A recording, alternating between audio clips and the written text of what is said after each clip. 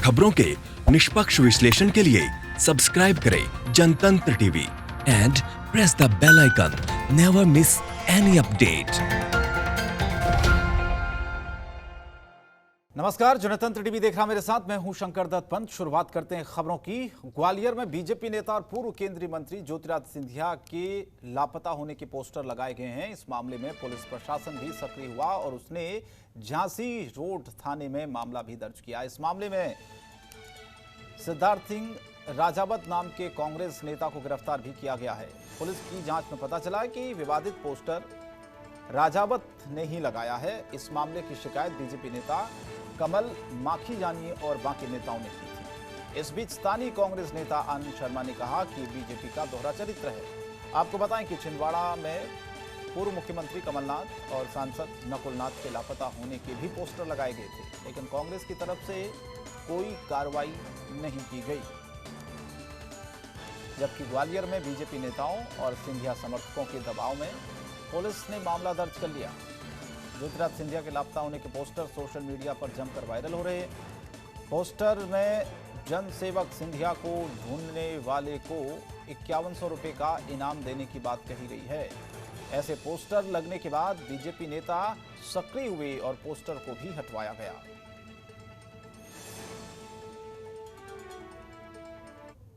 अभी इस संदर्भ में कम से कम 2-3 डेलीगेशन मिली हैं, बात हुई है और इस मामले का परीक्षण करके अब थाना झांसी रोड में प्रकरण पंजीबद्ध कराया जा रहा है। जिसका नाम आ रहा है, जिसके खिलाफ एलिगेशन है, कांग्रेस का कार्यकर्ता बताया जा रहा है कि उसी के खिलाफ मामला दर्ज है? हाँ, जो एक वीडियो भी मिला है और उसमें और ये लोग बता भी रहे हैं, तो उस हिसाब से वो सिद्धार्थ नाम बता रहे हैं और उसको आ जाएगा सामने, तो उसको प्रकरण पंजीबद्ध किया जाएगा। किस उसमें कायमी होगी, क्या ये प्रॉपर धाराओं में कायमी होगी।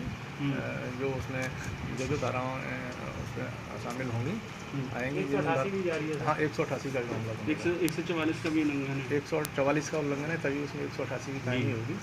और क्योंकि सभी किसी भी तरह की राजनीतिक गतिविधियाँ इसमें सम्मिलित हैं और इस टाइप के कार्यक्रम हैं, तो 188 भी आएगी। अभी हमने महल गेट से शुरुआत की है और पूरे चंबल संभाग में लगा रहे हैं। हमारे जो जनसेवक थे उनको घुटन हो रही थी कांग्रेस में, उन्हें जनसेवा करनी थी। आज 3 माह से जो अतिथि विद्वान शिक्षक हैं उनको तनख्वाह नहीं मिली है, जिनके लिए उन्होंने टीकमगढ़ में बोला था कि मैं रोड पे उतरूंगा इनके साथ में, मैं इनके हक की लड़ाई लड़ूंगा।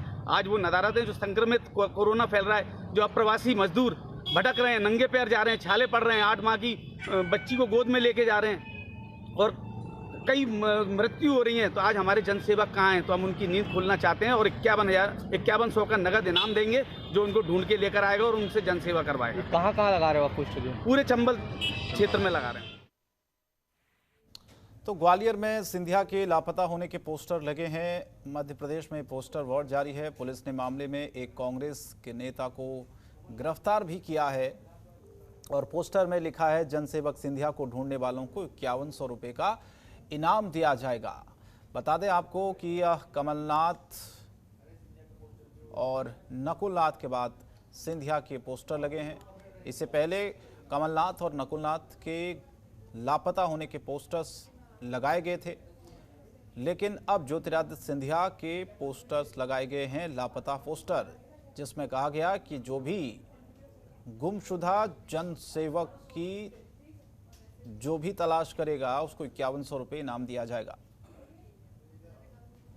अनामिका हमारी संवाददाता इस खबर पर जुड़ रही हैं सीधे। अनामिका, ऐसे पोस्टर्स तो हम तब देखते थे जब नेता जनता के बीच नहीं जाते थे और जनता की शिकायत रहती थी कि चुनाव के वक्त ही उनको याद आती है, लेकिन ज्योतिरादित्य सिंधिया के गुमशुदा के जो पोस्टर्स लगाए गए हैं, बाकायदा उसमें 5100 रुपये इनाम की बात कही गई है। क्या मतलब है इसका और कौन ये शख्स है जिसने लगाई? देखिए शंकर, लगातार ही चुनाव के समय में ये जो कंडीशन है वो देखने को मिलता है कि पोस्टर वार कह सकते हैं कि पोस्टर वार हर एक पार्टी की तरफ से जो है उनके कार्यकर्ता वो पोस्टर वार छेड़ देते हैं। इस वक्त देखिए कोरोना संकट के बीच मध्य प्रदेश में राजनीतिक पोस्टर वार फिर से शुरू हो गया है। इसमें कांग्रेस के जो नेता है वो रविवार को भाजपा नेता जो भाजपा में शामिल हुए ज्योतिरादित्य सिंधिया के लापता होने की पोस्टर उन्हीं के जय विलास पैलेस के बाहर लगा दिया है ग्वालियर में। और देखिए ग्वालियर में इस पोस्टर के ऊपर लिखा भी है कि की जानकारी देने वाले को 5100 रुपए का इनाम का दिया जाएगा। तो इस तरीके से शंकर कहीं ना कहीं जयविलास पैलेस देखिए इस वक्त ज्योतिरादित्य सिंधिया का जो है घर है और उसके बाहर ये पोस्टर लगाना, ये जिस तरीके से ज्योतिरादित्य सिंधिया शामिल हुए भाजपा में, कहीं ना कहीं उसको लेकर एक आक्रोश जो है वो देखने को मिल रहा है कांग्रेस में। इससे पहले भी यदि बात करें शंकर, तो देखने को ये सिनेरियो जो है मिला था छिंदवाड़ा में। राज्य के पूर्व मुख्यमंत्री है कमलनाथ, उनके बेटे नकुलनाथ के लापता होने के पोस्टर लगा दिए गए थे। और अगर हम अभी सिंधिया के पोस्टर की बात करें तो उस पर लिखा है कि तलाश है गुमशुदा जनसेवक की। तो अब कहीं ना कहीं जनता को एक तरीके से अट्रैक्ट, आकर्षित करने की कोशिश की जा रही है कांग्रेसियों की तरफ से, कांग्रेस के कार्यकर्ताओं की तरफ से। और ये जो पोस्टर है शंकर, वो महज जयविलास पैलेस पे ही नहीं लगाया गया बल्कि पूरे ग्वालियर में जगह जगह ये पोस्टर जो है उसे लगा दिया गया। हालांकि इसके बाद शिकायत के बाद मतलब FIR दर्ज कराने के बाद एक लोगों को गिरफ्तार किया गया और साथ ही साथ लगातार जो है वहां पे बाकी लोग की तलाश की जा रही है। जो गिरफ्तार हुए हैं शंकर, वो प्रवक्ता है कांग्रेस के सिद्धार्थ सिंह राजावत। बेसिकली ये इंदौर के हैं और देखिए दिग्विजय खेमे के माने जाते हैं ये प्रवक्ता। तो इनकी तरफ से ये पोस्टर लगाए गए थे। वो जो वीडियो है वो वीडियो भी वायरल हुई थी। जी शंकर। चलिए अनामिका, ये जिस तरह से आप बता रहे हैं आप बने रहेगा, आगे भी आपसे अपडेट लेंगे हम। लेकिन फिलहाल ये पोस्टर वॉर जारी है मध्य प्रदेश में। ज्योतिरादित्य सिंधिया के लापता होने के पोस्टर लगाए गए हैं जिसमें 5100 रुपये इनाम भी रखा गया है। मध्य प्रदेश में कोरोना का संक्रमण तेजी से फैल रहा है। रोजाना यहां पर सैकड़ों मरीजों की पुष्टि हो रही है। प्रदेश में पिछले 24 घंटे के भीतर 294 कोरोना मरीजों की पुष्टि हुई है। इसके साथ ही यहां कोरोना मरीजों की संख्या 6765 हो गई है। प्रदेश में सबसे गंभीर हालात इंदौर के हैं। यहां अब तक 3008 मरीजों की पुष्टि हुई है और 114 लोगों की मौत हुई है, जबकि 1412 लोग स्वस्थ होकर अपने घर लौट चुके हैं। ये भी एक अच्छी बात है। इंदौर में 75 नए कोरोना मरीजों की पुष्टि हुई है। भोपाल की हालत भी चिंताजनक बनी हुई है। भोपाल में 50 नए कोरोना मरीजों की पुष्टि हुई है। इसके साथ ही यहाँ कुल एक्टिव मरीजों की संख्या 408 हुई है। तो अनामिका भी हमारे साथ बनी हुई थी। अनामिका, बहुत बहुत शुक्रिया आपका कोरोना को लेकर अपडेट देने के लिए। फिलहाल आगे बढ़ते हैं। मध्य प्रदेश में विधानसभा उपचुनाव को लेकर बीजेपी और कांग्रेस की रणनीति में धार देने का सिलसिला जारी है। इसी कड़ी में कांग्रेस ने बीजेपी को घेरने के लिए मीडिया टीम तैयार की है। ये मीडिया टीम विधानसभा उपचुनाव वाली सीटों पर बीजेपी को घेरने और कांग्रेस के पक्ष में माहौल बनाने का काम करेगी। पीसीसी अध्यक्ष कमलनाथ ने टीम के सदस्यों को विधानसभा क्षेत्र के हिसाब से जिम्मेदारी बांटी है। यह टीम अपनी नियुक्ति के पहले दिन से ही काम पर डट गई है। टीम में जिसको जिम्मेदारी मिली है उसके मुताबिक भूपेंद्र गुप्ता को संची और सुर्खी, सैयद जफर को, अनूपपुर अभय दुबे को, आगर और हाट पिपलिया नरेंद्र सलूजा को, सांवेर, सुहासरा और बदनावर, वहीं सबसे महत्वपूर्ण ग्वालियर चंबल संभाग की सीटों की जिम्मेदारी के मिश्रा को दी गई है। ग्वालियर चंबल संभाग में दुर्गेश शर्मा, राम पांडे और रवि सक्सेना भी टीम में शामिल होंगे। बता दें आपको, मध्य प्रदेश की 24 विधानसभा सीटों पर उपचुनाव होने हैं। इनमें से सबसे ज्यादा सीटें ग्वालियर चंबल संभाग की है। ये ज्योतिरादित्य सिंधिया के प्रभाव वाला इलाका है और कांग्रेस से बीजेपी में शामिल होने वाले सबसे ज्यादा विधायक इसी क्षेत्र से थे। लिहाजा ग्वालियर चंबल चुनाव रणनीति के लिहाज से सबसे महत्वपूर्ण है। कांग्रेस ने हाल ही में दिग्विजय सिंह के करीबी माने जाने वाले अशोक सिंह को ग्वालियर ग्रामीण का जिलाध्यक्ष नियुक्त किया, जबकि सिंधिया समर्थक कांग्रेस नेताओं को बाहर का रास्ता दिखा दिया गया था। तो कमलनाथ ने बीजेपी को घेरने की रणनीति अब बनाई है टीम के जरिए। 24 में से 16 सीट ग्वालियर चंबल की, इसीलिए ये विशेष तौर पर महत्वपूर्ण हो जाता है। मध्य प्रदेश में आने वाले दिनों में उपचुनाव होने हैं और सबसे ज़्यादा जो सीटें हैं ग्वालियर चंबल से हैं और ज्योतिरादित्य सिंधिया का प्रभाव इस इलाके में सबसे ज़्यादा है और सबसे ज़्यादा विधायक इसी क्षेत्र से हैं जो कांग्रेस से बीजेपी में शामिल हुए हैं। जब ज्योतिरादित्य सिंधिया की बीजेपी में एंट्री हुई तो उस समय कई सारे उनके समर्थक भी उनके साथ शामिल हुए। और एक छोटा सा ब्रेक ले रहे हैं। ब्रेक के बाद भी खबरें जारी रहेगी। खबरों के निष्पक्ष विश्लेषण के लिए सब्सक्राइब करें Jantantra TV and press the bell icon. Never miss any update. के बाद स्वागत आपका। मध्य प्रदेश के मुख्यमंत्री शिवराज सिंह चौहान ने प्रदेशवासियों को ईद उल फितर की बधाई दी है। मुख्यमंत्री ने कहा कि रमजान महीने की समाप्ति पर यह पर्व खुशियों का पैगाम लेकर आता है। इस वक्त कोरोना संकट के चलते परस्पर मिलजुल कर त्योहार मनाए जाने का संयोग नहीं हो पा रहा है। सीएम चौहान ने कहा कि सोशल डिस्टेंसिंग के साथ सभी समुदाय और त्योहार और पर्व मना रहे हैं। प्रदेश के राज्यपाल लालजी टंडन ने भी सभी को ईद की हार्दिक बधाई दी। लालजी टंडन ने कहा कि रमजान की इबादत और कड़ी तपस्या करने के बाद ईद की खुशियां ईश्वर की तरफ से इनाम है। इस बार समाज और देश की भलाई के लिए हम सब एक साथ मिलकर अपनी इबादत और खुशियां नहीं मना पाए हैं। ईद के मौके पर मैं शुभकामनाएं बधाई देता हूँ।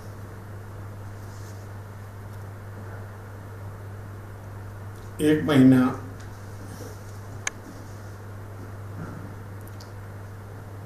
ईश्वर की इबादत में बिताने में जो आप त्याग, तपस्या और जीवन में पवित्रता के लिए कार्य करते हैं, उसकी ईद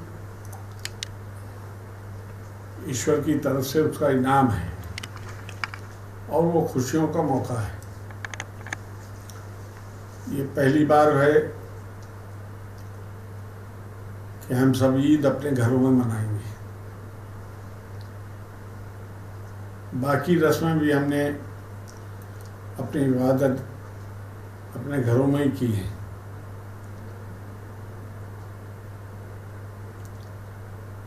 इसके लिए आप दोहरे बधाई के पात्र हैं। ईद की खुशियां और दूसरी तरफ आपने जो अपने सामाजिक जिम्मेदारी दूसरों को तकलीफ से बचाने के लिए, अपने परिवार और अपने को सुरक्षित रखने के लिए जो नियमों का पालन किया, वो भी सराहनीय है। मेरी फिर एक बार सबको बहुत बहुत शुभकामनाएं। और बढ़ते आगे, छत्तीसगढ़ में कोरोना वायरस संक्रमण के 36 नए मामले सामने आने के साथ ही राज्य में कोविड-19 से संक्रमित लोगों की संख्या बढ़कर 252 हो गई है। प्रदेश में एक्टिव मरीजों की संख्या 150 के पार जा चुकी है। जानकारी के मुताबिक आने वाले दिनों में स्थिति और भी भयावह हो सकती है। ऐसे में छत्तीसगढ़ की स्थिति कितनी भयावह होगी, इस बात का अंदाजा लगाना फिलहाल मुश्किल होगा। छत्तीसगढ़ में जिस तेजी से कोरोना का संक्रमण फैल रहा है, जांच की रफ्तार में भी थोड़ी सी तेजी नजर आ रही है। मौजूदा समय में छत्तीसगढ़ में कुल 52,878 संदिग्धों की जांच की गई है। इनमें से 49,996 संदिग्ध नेगेटिव, अब तक 252 पॉजिटिव मिले हैं। 3,360 संदिग्धों की जांच जारी है। तो छत्तीसगढ़ में 36 नए केस मिले हैं, लेकिन रिकवरी रेट भी है। ठीक होकर लोग काफ़ी संख्या में घर भी जा चुके हैं। लेकिन चिंता की बात यह है कि संक्रमण का खतरा कम नहीं हो रहा है। खबर रायपुर से, जहां पर एयरपोर्ट पर घरेलू उड़ानों की सेवा शुरू हो गई है। एयरपोर्ट अथॉरिटी और जिला प्रशासन ने मिलकर सभी तैयारियां की हैं। यहां से दूसरे शहर जाने और दूसरे शहर से छत्तीसगढ़ आने वाले यात्रियों के लिए एयरपोर्ट में विशेष व्यवस्था की गई है, ताकि सोशल डिस्टेंसिंग का पालन किया जा सके, यात्रियों की स्क्रीनिंग हो सके और उन्हें किसी भी तरह की दिक्कतों का सामना न करना पड़े। इसके लिए खास इंतजाम किए गए हैं। विमान कंपनियों के जरिए डीजीसीए को शेड्यूल के मुताबिक सुबह इंडिगो की कोलकाता की फ़्लाइट रायपुर पहुंची। विस्तारा की दिल्ली फ़्लाइट कल जाने वाली आखिरी फ़्लाइट होगी। तो रायपुर एयरपोर्ट से 7 फ्लाइट शुरू हुई है और कुछ नियम भी यात्रियों के लिए बनाए गए हैं।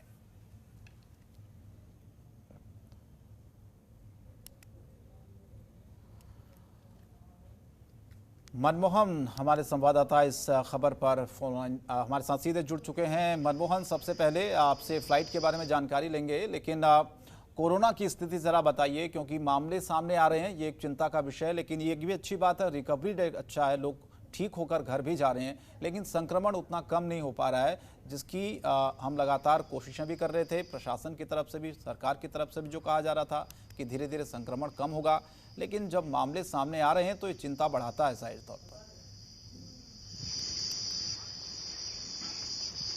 जी हाँ शंकर, आपने सही कहा। छत्तीसगढ़ में इन दिनों जो कोरोना के एक्टिव केस देखे जा रहे हैं वो काफी बढ़ रहा है, जिसके कारण यहाँ पर एक चिंता का विषय तो है ही, लेकिन आगामी दिनों में अगर जो कोरोना के मरीजों की संख्या अगर नहीं घटती और इसी तरीके से अगर कोरोना के मरीजों की संख्या बढ़ती है तो ये काफी चिंताजनक बात होगी, क्योंकि वर्तमान में 252 जो एक्टिव मरीज हैं वो अब तक 252 एक्टिव मरीज पाए गए हैं और यहाँ पर जो छत्तीसगढ़ में प्रतिदिन यहाँ पर कोरोना के मरीजों की संख्या बढ़ रही है। मैं बता दूं कि कुछ ऐसे जिले हैं जहां अब तक कोरोना के मरीज नहीं पाए गए थे, लेकिन अब उसी जिले में भी यहाँ पर कोरोना के मरीज पाए गए हैं, जो काफी चिंता का विषय है। हालांकि यहाँ पर जो छत्तीसगढ़ की सरकार है वो बहुत अच्छी पहल करके यहाँ पर जो स्वास्थ्य सुविधा का यहाँ पर बहुत अच्छा व्यवस्था किया है, लेकिन सबसे बड़ी सवाल ये है कि जो प्रवासी मजदूर छत्तीसगढ़ पहुंच रहे हैं उनमें ज्यादा कोरोना पॉजिटिव पाया जा रहा है, जो सबसे बड़ी चिंता का विषय है। मैं बता दूं कि अब जो प्रवासी मजदूर हैं वो अपने घर तक पहुंच रहे हैं और उन्हें क्वारंटाइन किया जा रहा है और क्वारंटाइन सेंटर्स में ही जो जांच हो रही है, जांच होने में उनमें पॉजिटिव पाया जा रहा है, जिसके बाद यहाँ पर जो प्रशासन है वह चाक चौबंद व्यवस्था कर रही है और इन जो पॉजिटिव पाए गए मरीजों को तुरंत उन्हें रायपुर के एम्स में भर्ती कराया जा रहा है, जहां पर उनका इलाज चल रहा है। लेकिन सबसे बड़ा सवाल यह है कि जो मरीज हैं वो प्रवासी मजदूर हैं, वो पहुंच रहे हैं अपने गांव तक और उनमें यह जो पॉजिटिव पाया जा रहा है, इसके बाद जो प्रशासन है वो प्रशासन की भी यहाँ पर चिंता बढ़ गई है। जी, लॉकडाउन 4.0 में मनमोहन धीरे धीरे जिंदगी पटरी पर आ रही है, बहुत सारी छूट दी गई सरकार की तरफ से। अब रायपुर एयरपोर्ट पर घरेलू उड़ानों की जो सेवा है वो शुरू हुई है। जानकारी ये लेना चाहते हैं आपसे कि एयरपोर्ट अथॉरिटी और जिला प्रशासन की इसको लेकर क्या तैयारियां हैं अभी फिलहाल।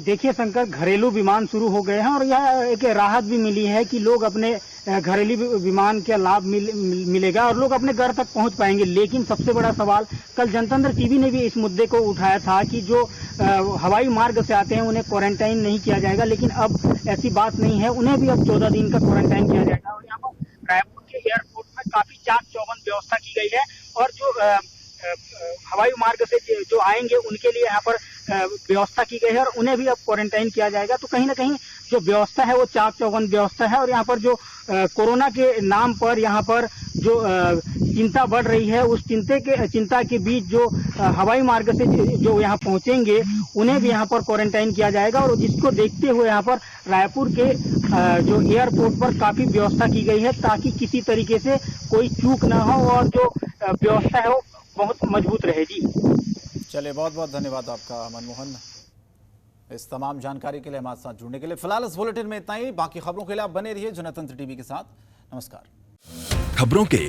निष्पक्ष विश्लेषण के लिए सब्सक्राइब करें Jantantra TV and press the bell icon. Never miss any update.